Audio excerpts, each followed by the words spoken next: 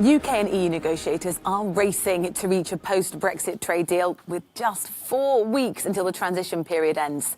Face-to-face discussions resumed in London over the weekend in a last-ditch attempt to bridge the gaps on outstanding issues such as fishing rights. Both sides say a deal can still be done.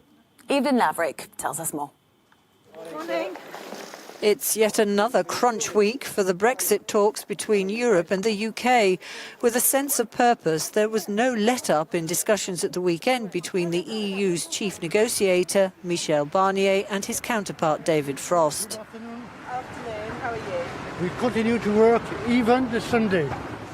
The two sides are trying to strike an agreement to govern their trading relationship after the UK's post-Brexit transition period ends on December the 31st.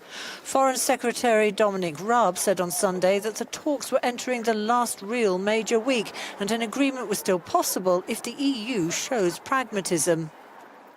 If you look really what the outstanding issues are, of course, the level playing field, but it feels like there's progress towards greater respect for what the UK position was. On fisheries, there's a point of principle. As we leave the EU, we're going to be an independent, or we've left the EU, but as we leave the transition, we are an independent coastal state.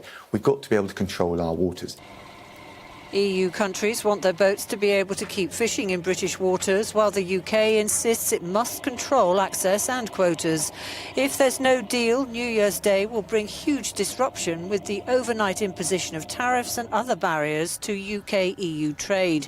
That will hurt both sides, but the burden will fall most heavily on Britain, which does almost half its trade with the EU. Evelyn Laverick, Euronews.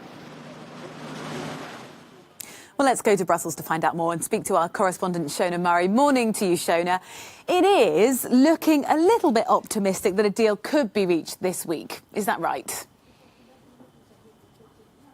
Yeah, I think maybe optimism is a strong word there. I think it's much more ambition. I think the reason why is that the cost of failure for both sides is so high that they simply have to get a deal. And remember, around 95 to 96% of the text of the agreement is already written, the legal text and all of the above, around 600 pages. So that is certainly a good sign. But the outstanding parts, the 5% or so, that's really greater than the sum of its parts. And they still remain, in particular, on fisheries. There really has been very little or no progress on fisheries since March. And we heard on Friday that the EU offered between 15 to 18% of the EU's fishing stock that it takes from UK waters. They've offered to return that to the UK. The UK said that that offer was derisory. It wants around 80% of its stock returned. So you can see that there's still quite a wide gap on that particular issue.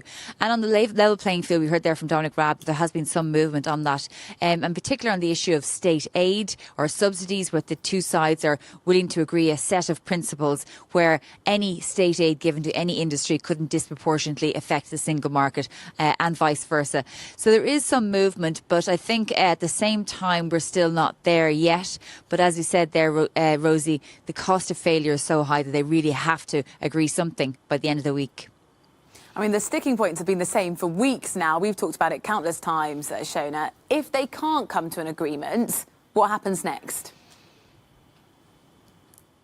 Well, it's like everything changes and nothing changes. Everything changes, obviously, as we heard there from Evelyn's package, in that the trading relationship between the EU and the UK goes something akin to the trading relationship between the EU and somewhere like Somalia or Afghanistan, or, you know, a country that doesn't have a trading deal with the EU and its nearest neighbour, which is pretty outrageous because most of the UK's exports go to the EU, well over 50%, and similarly a lot of goods go into the UK, and it would be just a real failure of politics and statecraft if they weren't able to agree a deal.